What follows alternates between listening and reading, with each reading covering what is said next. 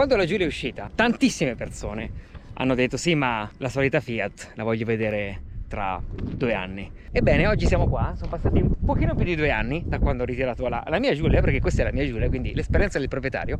L'ho usata tanto e ne ho fatto un utilizzo abbastanza intenso, non intenso come quelli che fanno 100.000 km all'anno, ma l'auto ha 2 anni e circa 50.000 km. Ci ho fatto viaggi, vacanze, l'ho utilizzata al sole, al caldo, al freddo. Non ci vado piano perché non sono una persona che ci va col piede leggero, quindi stiamo parlando di un'auto che è sempre stata utilizzata in maniera mediamente intensa. Vediamola subito, vediamo come si è comportata la Giulia Veloce in questi anni, vediamo quali sono i suoi difetti e vediamo se veramente ci sono delle criticità da evidenziare. E soprattutto, parlando di affidabilità, vediamo come si è comportata Alfa, ve lo racconto. Allora, esteticamente molti criticavano il rosso pastello, questo è il rosso Alfa, e molti dicevano che sarebbe stato come quello della Panda. Chiaramente in Alfa si sono corretti e hanno detto no, guardate che questo è un rosso differente. In effetti devo dire che anche parcheggiata al sole di Napoli, al sole del Cilento o al sole della Maremma, il colore è assolutamente nuovo. Quello che volevo evidenziare e che è una cosa presente in molte Giulia, tra l'altro, è questo piccolo rigonfiamento della plastica sopra il faro anteriore sinistro. Questo è evidente, quindi questo è un problema che evidentemente è insito nelle Giulie, perché appunto la mia non è l'unica. Il famoso problema per il quale il bagagliaio andava a toccare, adesso è un po' sporca, andava a toccare sul paraurti rovinando, è stato risolto. Questo è un modello del fine 2018, il problema appunto è stato risolto e non si è più ripresentato. Per quanto riguarda il bagagliaio, il portellino della batteria con il caldo tende a uscire, tende a deformarsi leggermente. Il problema è che con il freddo non si ripresenta, quindi in inverno questo problema non c'è. Quello che secondo me è un po' critico dal punto di vista dei materiali, degli assemblaggi, è sull'interno. Mi spiego meglio. Le plastiche in sé sono molto buone, poi questa è la versione T, è la Veloce T, e è tutta pelle, quindi le plastiche del cruscotto, le plastiche della plancia, il cielo sono tutte di altissima qualità, niente da dire. L'unica cosa è che il bracciolo, come vedete, è sfondato, ve lo faccio vedere meglio. Quindi nel tempo, guidando, ripeto, 2 anni e 50.000 km, quindi non è una macchina di 100.000, 200.000, il bracciolo si è deformato. Tant'è che facevo la prova del Silverado e mi appoggiavo e mi sentivo quasi a disagio, perché dico adesso si rovina. Invece no, ovviamente, perché il bracciolo del Silverado è fatto per durare. Questo è un problema. Qui c'è un problema di imbottitura, probabilmente di non altissima qualità, ed è un problema che mi costerà, perché dovrò cambiare il bracciolo a mie spese o farlo sistemare da un tappezziere. Stessa cosa dicesi per il sedile. Ora, ok che i fianchetti del sedile della Veloce sono particolarmente contenitivi, quindi salendo e scendendo tendono a rovinarsi, però ragazzi, guardate la pelle com'è ridotta. Un'auto di circa 50.000 km, questa cosa non me l'aspetterei. Non me l'aspetterei, perché non è una cosa a mio avviso auspicabile e desiderabile da una macchina che è stata usata per 2 anni. Me l'aspetterei in una macchina di 6-7, 100, 150.000 km. Altre criticità sull'interno in realtà non ci sono. Quello che era sulle prime Giulia un problema qua di taglio nello sportellino è stato risolto nel modello del 2018. Stessa cosa il volante, ottima qualità, perché come vedete non è assolutamente consumato, e tutto il resto delle plastiche assolutamente niente da dire. Quello che però è un problema, e che è una cosa che desidero raccontarvi, è il rapporto con l'assistenza di Alfa Romeo. Ora, questa Giulia, 5-6 mesi dopo averla ritirata, durante le accelerazioni aveva un suono particolare, un tintinnio un po' strano. Sembrava che fosse uno sfiato di una turbina o un qualcosa che non si capiva bene cosa fosse.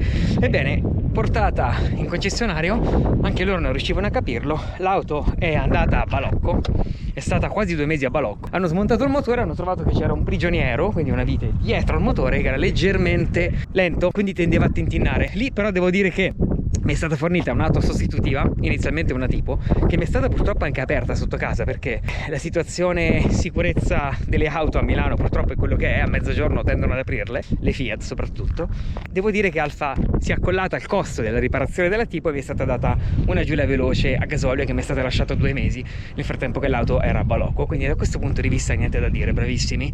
E tra l'altro, per farsi perdonare, mi hanno anche fornito 1 anno di garanzia estesa, quindi adesso l'auto è coperta dalla garanzia estesa. Quindi niente da dire. I problemi però sono sorti dopo. L'inverno dopo, durante la notte, si accende la spia motore, l'auto va in protezione, non capisco cosa succede, la porto in officina. Alla fine abbiamo capito che il problema era il motorino dello specchio dell'abbagliante sinistro, che essendosi guastato dava un problema all'alternatore che dava un problema al motore.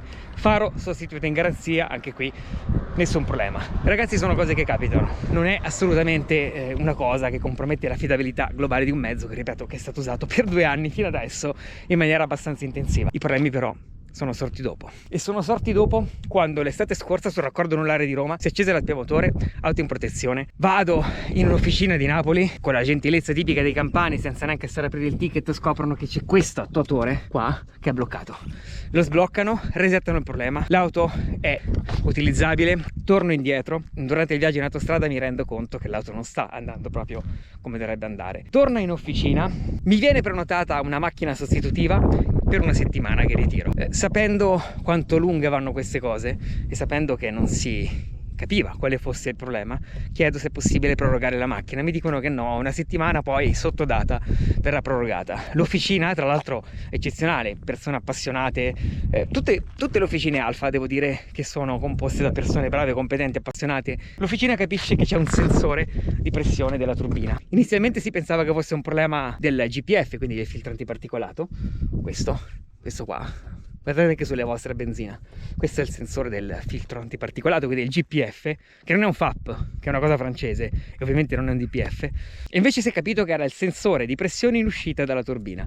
Il sensore viene ordinato, l'auto rimane un'altra settimana in officina. Chiamo per farmi prorogare la vettura sostitutiva, mi viene risposto male, in maniera scortese, che non mi dovevo preoccupare e non dovevo neanche chiamarli perché l'auto sarebbe stata prorogata. Passa un'altra settimana, nessuna notizia, richiamo per prorogare l'auto, mi viene risposto di nuovo in maniera molto vaga. Passa un'altra settimana, richiamo l'officina, alla fine l'officina mi dice a me il pezzo che devono ordinare, io chiamo l'assistenza clienti per ordinare il pezzo con il codice, quindi ho dovuto gestirmela io. Ho trovato una persona gentile dell'assistenza clienti finalmente dopo mesi di chiamate e trovano il pezzo in un magazzino di Madrid. Il pezzo viene ordinato, arriva a Malpensa con un DHL notturno, l'auto viene sistemata. Nel momento in cui vado a restituire l'auto sostitutiva alla Europe Assistance, secondo voi la proroga l'avevano fatta? Ovviamente no.